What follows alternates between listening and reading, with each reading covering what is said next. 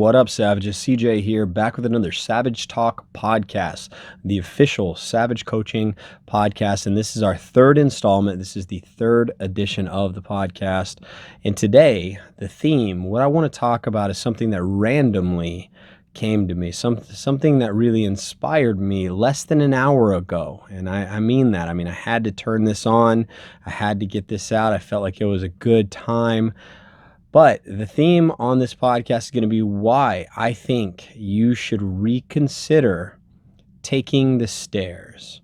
Now, I want to make this clear. I am not prepared to get into some sort of pretentious, almighty, I'm better than you fitness guru rant on why you need to park further away from the grocery stores or why you need to take the stairs and not the elevator. And if you do the alternative, you're a piece of crap. I'm not going to fear monger you. I'm not going to stand on my high horse. I am not that guy. Now, some of you guys listening that know me or have watched my content before, you get this by now. But if you don't, just tune in long enough and you'll realize I do a good job of, I guess, recognizing the world in a very open-ended way, or at least a gray area, kind of tempered way that I think is unique sometimes. You think about the fitness industry, for example, we want to look in kind of these very black and white conversations. We want to talk, in polarized language. We want to say, well, this is right, this is wrong, this is good, this is bad. And I think the issue is that though finding something closer to good is collectively good, and I think we all agree with that. I mean, I want to inspire those to actually make wise decisions. And avoiding something bad is also a quote-unquote good thing. But the issue is that when we talk at them in black and white format, we give the impression that that's actually where the answers live, or where the antidote lives, is in this very hard line, well, if you just do this, or if you just act this way, or if you just think this way. And it's not quite that easy.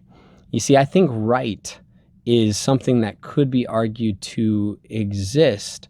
But if you can argue that it exists, you have to agree that it's not quite an on and off switch, and more or less it's a range of a gray area. It's a meter, right? There are things that seem to be more collectively understood as right than others. And there are certain things that are collectively considered to be more bad than others, but it's rarely to ever just as easy as yes and no. Now, the reason I point this out, and I know it seems like I just spent the last 2 minutes not giving you any sort of useful information, but just kind of Confucius talking you in circles, and I do that, but I do think that it's important to identify, because in this conversation, this could easily come off as me being just the next guru to shove down your throat some fear-mongering advice about why you need to be more healthy and why you need to take care of your temple and your body. And I need to, I need to shame the way that you're living and say that you need to have enough, integrity to walk up the stairs. I don't feel that way. And so going through this, you are going to see me encourage you to walk up the stairs. And I'm going to talk about why I was inspired to do so less than an hour ago. But I am not in any way, and if I do, please somebody point me out on the hypocrisy, or if I'm missing the mark somehow. But I have no intention of somehow telling you today what you need to do, or assuming that you taking the elevator or escalator or whatever is wrong. I'm not going to do that at all. I'm just going to give you points of view, and I'm going to talk about why I think it is relevant to your fitness journey, why I think it's relevant to mine, how I think it inspired me today, and let's get into it. All right. So, look, I first of all need everyone to know that it's been a weird time in my life and my wife's life and my family's life, because there's just a lot of changes going on right now. There's all kinds of changes. And again, I'm not trying to get off topic. I'm trying to give you the context of how I got to this understanding. And it starts with just recognizing kind of the chaotic nature, or the unusually chaotic nature of things recently. And things are always a little chaotic, I get that, but it's a little more than that with us right now. My wife, for instance, just started her first teaching job in Hutto, Texas. And so anybody that has known a teacher or been around in a relationship with a teacher, or has taught, you already know. I don't even have to explain that it's not just she's a sixth grade math teacher. She's also a volleyball coach. I should say volleyball, track, and basketball, I believe, but right now it's volleyball season. This is her first job. Not her first job. This is her first teaching job. Now, first teaching job by itself, difficult.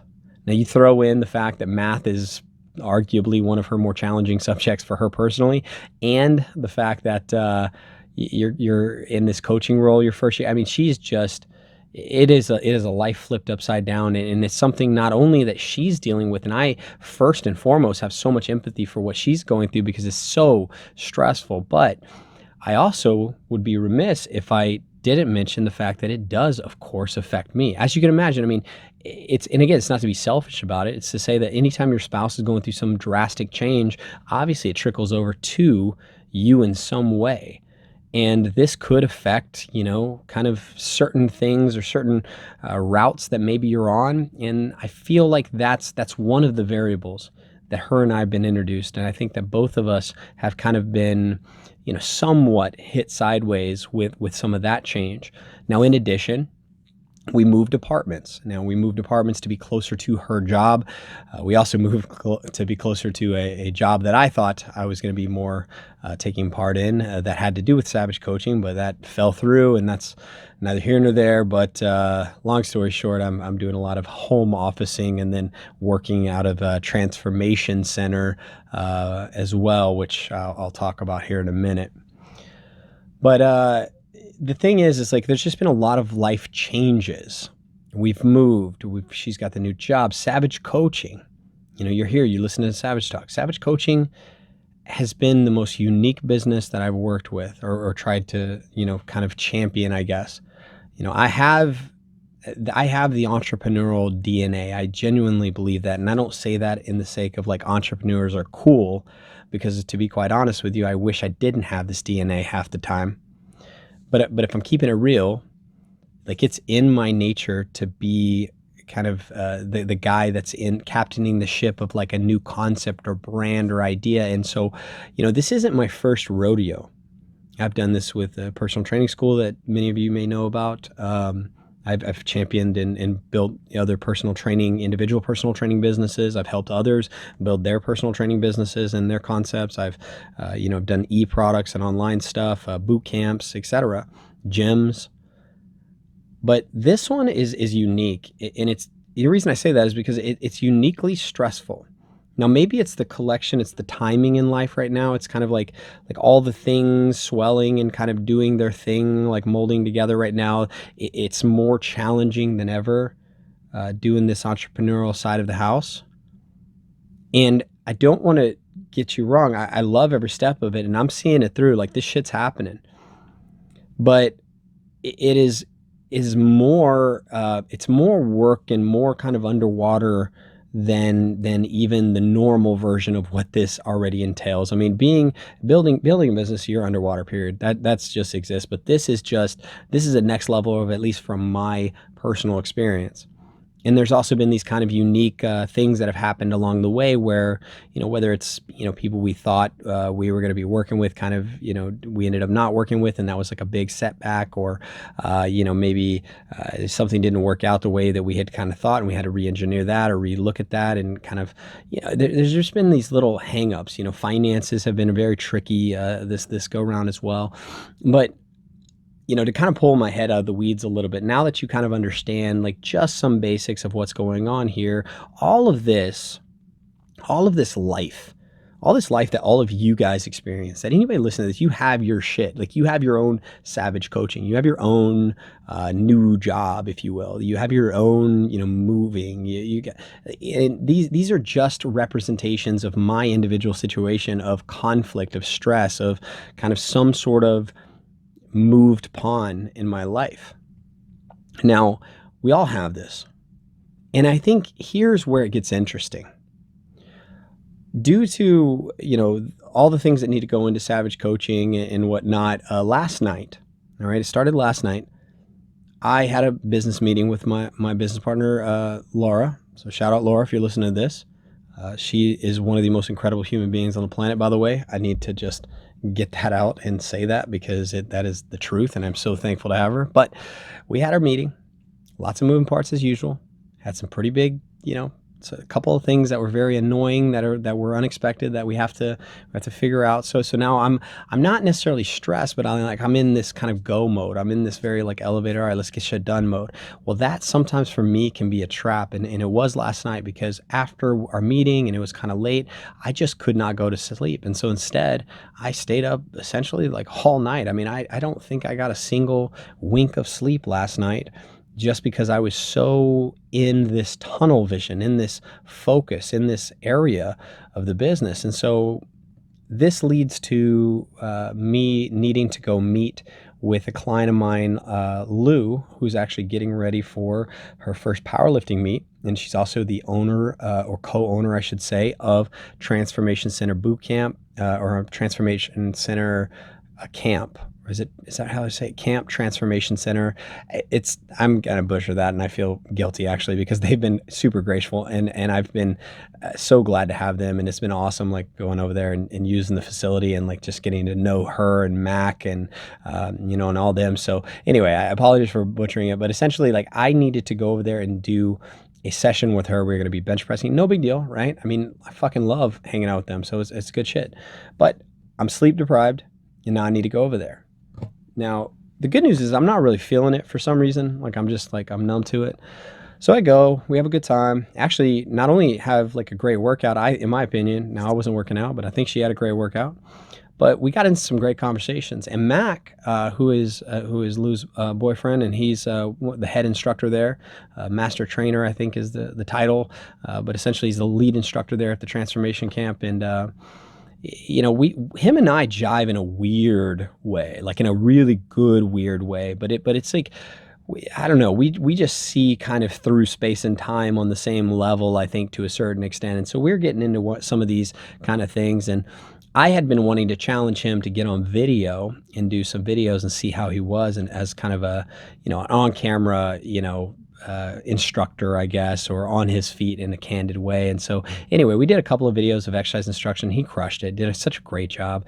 And so I was like, you know what, I'm going to like sit him down and I'm going to challenge him with a fitness topic, and we'll have kind of like almost a back and forth, like podcast kind of thing. I think it lasted maybe 10, 15 minutes, but anyway, it all turned out really good. I had just a great time. I didn't even realize I was exhausted because I was so engulfed in these conversations and this stuff. And, it just hadn't hit me. I drive home. Now all of a sudden it's like the wave, right? This is the moment. This is where it just smashes me in the face.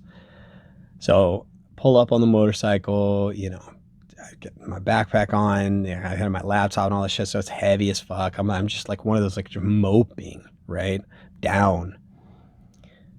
And as I'm walking up to my building, something you should know is we just moved. Now, we were all about living the first floor life, okay? And I've been doing that for some time now. This is now on the 4th floor. This is new for both of us, especially new for me.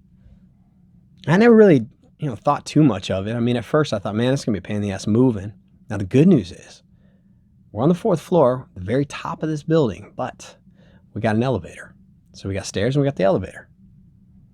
Now look, I'm an in-shape guy-ish, and I feel like I have done my time, kicking myself with workouts and challenging myself in the fitness and physical aspects, and being an academic in this and preaching the word, if you will.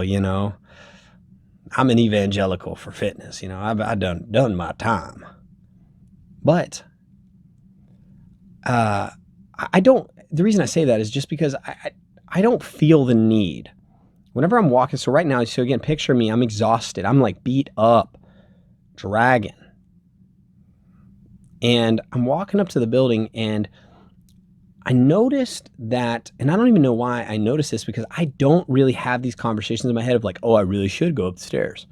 Oh, I really should park in the back of the bar. Like, I just don't think like that. I don't feel like I need to think like that. If I were somebody that really struggled with inactivity to a large amount, I've struggled with that most of my life, or if it's, people have told me I've gone through this kind of hiccup, like that's different, right? It's never occurred to me because never really had to.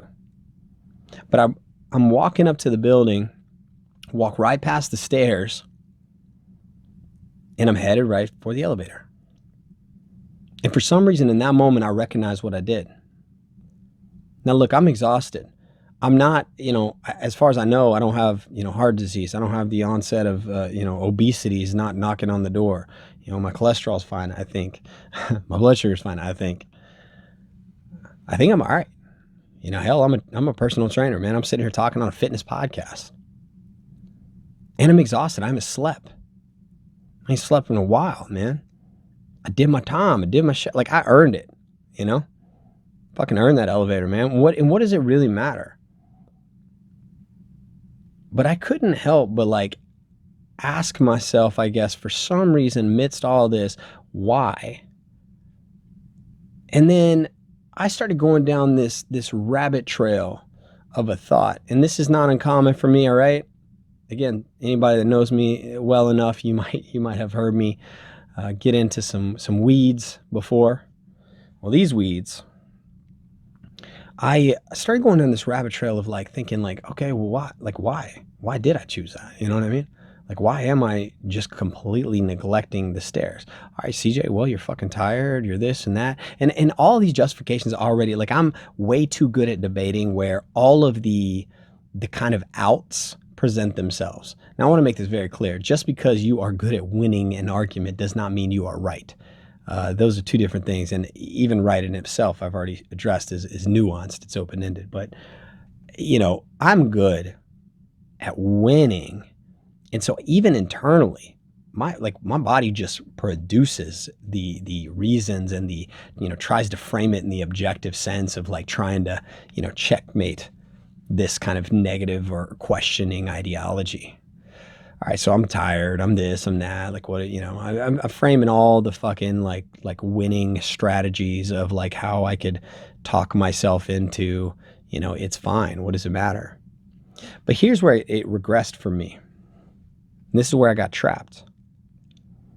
Because it's not enough to like take an acute sample. It's not enough to say, why did you choose, say, McDonald's right now? You see, there's too many variables to that. It's like stepping on the scale, right? You step on the scale once. What does that actually tell you? I mean, it does tell you the approximation of like what your total weight is essentially right now. But what does that really tell you collectively about your total weight? Not as much as you think, because we're influenced by so many variables in an acute state. That's why we have to weigh in every day or regularly so that we can create data points and we can compare and contrast those data points to decide if there is a negative or a positive trend going on. And so that's what I started doing. I'm like, dude, what's funny is, you think about it, I'm sitting here playing tennis with myself, homies. Like I'm not letting myself out of this.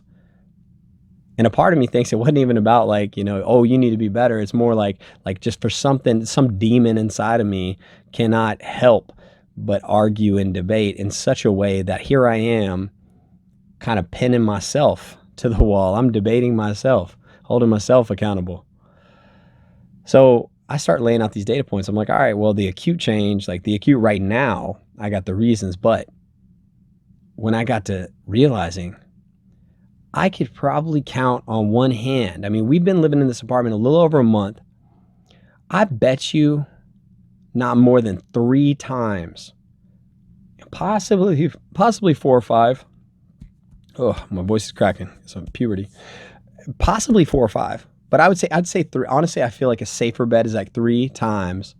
3 times is probably the amount that I have chosen to walk up my stairs instead of take the elevator in, let's say, conservatively 45 days. Now, it's interesting to me, right? Like that means that the mass majority of the time, I was choosing to take the easier option. Now, look, I'm not one to, and I'm not even bragging, but I'm saying like it has not always been, it's not my nature to be, the victim or the excuse, person necessarily, like, so the hard route is something I'm not unfamiliar with. I mean, think about like, just my job choices. Some people try to make it like, oh, it's glamorous. You're starting this business and this brand. I'm like, fuck, dude, I wish I wasn't. Like I always feel like I got to take the goddamn complicated algorithm. I just need it for some reason. But anyway, so it's interesting because I'm like, well, it's not my nature to like be doing that. What's going on here? And so this kind of led down a rabbit trail of like even deeper thoughts. And basically as I'm walking up the stairs, I'm just starting to realize, man, like, and I feel like this is something that's happened before, the move, before the job, before all this. This is all things that have been slowly creeping in. I started really thinking about decisions. I started thinking about habits, little minor choices. I realized that like we are a product of a collective total of small things that we do, that we're rarely defined by probably just the big things. Like we do make big decisions, and yes, sometimes that can be hugely impactful, of course, but I think we underappreciate the, kind of the, the Trojan horse of influence, which are the micro-dosed things that we start to do that we just don't realize start to create big-scale things. And I know, look, I mean, I'm not the first person to make videos talking about make your bed, right? It starts by making your bed. Yeah, all that shit's true. And I'm not sitting here, I'm not trying to be some moto speaker to you, but I'm just trying to share with you some insight from somebody that doesn't necessarily think in some pretentious, I'm better than, and you need to be more disciplined mindset. I think that I'm very open-minded, and I feel like this has connected a dot with me to recognize kind of a deeper reason why I should reconsider taking the stairs. Not because some moto speaker told me to, not because I think I'm a piece of crap, not because I honestly think if I get on the elevator, it might not drastically change my life in a large scale way, but I might start recognizing how that choice and other choices like it collectively can be a cancer, or at least to what I see or what I want. All right, so complacency kills is a conversation. This is a quote or a ditty or something that is said regularly in the military. Now, I was served in the Marine Corps. I served overseas in Iraq in 2006, 2007 in Fallujah. I had the honor of fighting alongside my brothers and sisters, and I happened to be in a type of a truck platoon where we escorted out into the city, and we I was somebody that saw several firefights and several IEDs and several really tough. It was a tough time, and that's actually that over there is what got me into the fitness industry, believe it or not. But the thing is, when you leave the wire and you're doing it every day, I mean every day you're going out there, and because shit has to get done and somebody's got to do it, right? So you're leaving. Well, every day is a long time. It's a long time to be disciplined. And so what happens is you start to get like good or comfortable with your job. And you start to get like decent at it. You can, how like, you're riding your motorcycle or your bicycle, whatever. And now I feel good enough. Like, oh, I'll put one leg up, right? I'm chilling. You start to kind of like slowly chip away from the respect that you had for something that could potentially be dangerous, or in our example, something that could be keeping you from, your overall goal, the overall thing you want to achieve that could be kind of, waiting to bite you. And it didn't start with like, oh, that car pulled out in front of me or whatever. It started with you feeling like you had control and creating a level of complacency, a level of comfort that allowed you to loosen up too much, whereas you normally maybe would have saw the car or the IED, or you would have chose the stairs. Now, look, I think, I don't want to over dramatize this, but I think like what I'm illustrating is kind of how complacency, and I think complacency kills is a good way to frame it, but look, how complacency starts to creep into all of us, especially in such a world, man. I'm sitting here recording a podcast on my phone. Hopefully it sounds good. Also, I apologize for not having a video this time. Camera's dead. Look, I'm recording a podcast on my phone to share it to who knows how many, probably hundreds of people. Maybe it'll get out further than that. And in an AC, house with live video streaming on every of the screens that make up my home, dude, we got all the opportunity to chill and to be complacent, to make the easy decision every step of the way. We live in the easy decision. If there was an easy decision matrix, we are in that motherfucker right now. And so what does that matter though? See, I'm not like anti, like, oh man, I love the way we got it. Like, I'm a fan. I'm not Mr. Anti-social media, anti-whatever. No, that's actually not what I'm saying. But what I am suggesting is we got to have fucking respect. We gotta not forget how to respect these advancements, these comforts, these opportunities.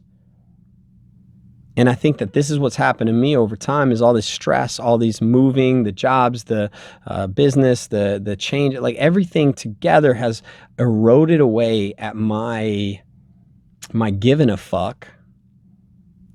Like I think that I'm giving a fuck, right? Because like I'm giving a fuck about, say, the business, or like unfucking certain situations, or, like there are big things I'm focused on, but what I'm not focusing on are the little things, the little cracks to the windshield that eventually shatter that.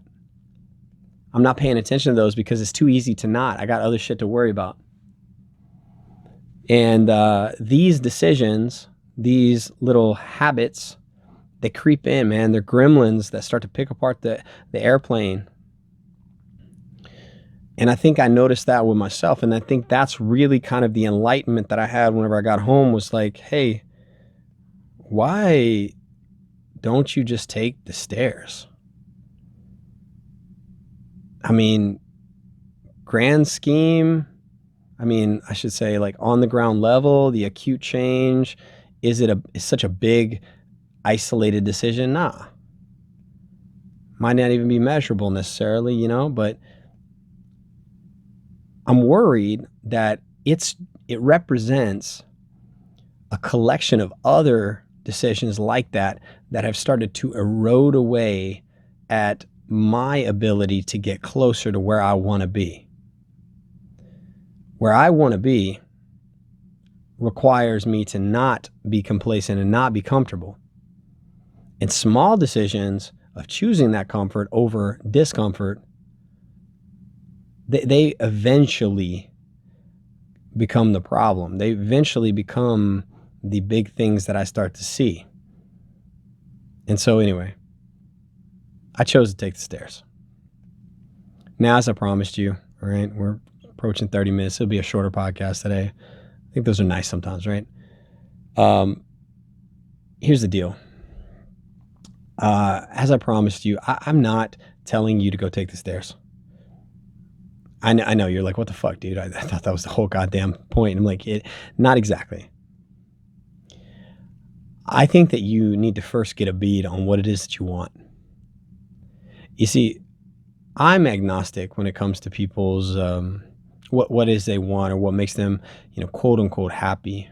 Fulfillment is not some like easily identified thing that I think that we all, get to walk into other people's house and tell them what it is.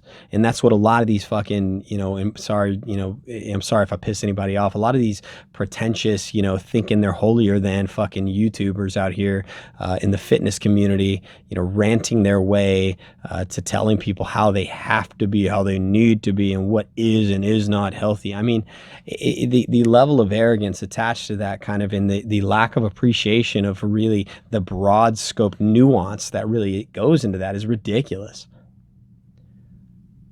On the contrary, I do, however, see how small things like choosing not to eat fast food, how choosing to walk up the stairs versus take the elevator, how to hold yourself accountable for certain things physically. I see how those things do matter, but they only matter relative to who I want to be. I mean, that's the truth, right? I'm not better. I'm just a version of a well-defined goal. And if I recognize that something's taken away from that, then I change it. And I think that I would love to see, because I think the mass majority of people would agree about things like, obesity is bad, or at least it trends on the, the far end of whatever gray area bad means. The mass majority of people agree that it's not in the good category. But I don't think the antidote to that, I don't think that the way you inspire, the way you change, is to, fear monger and shame and bitch and be your own version of ironic, hypocritical snowflake while calling somebody else a little snowflake. I don't think that that's the answer. As a matter of fact, I think that's ignorance. And I think, over time, we have seen examples of this play out in ways that we know that it's really not long-term effective.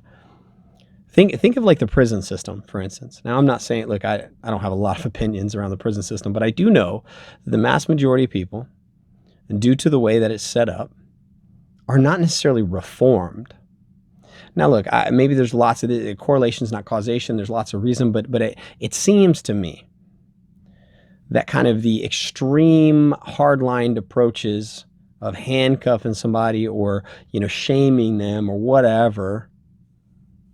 And I don't even give a shit what you're shaming about, like, right? Like, I think I'm the first one. I make fucked up memes all the time. Like, I think people do need to get out of their feelings, but I also think that it's completely up to them to decide that.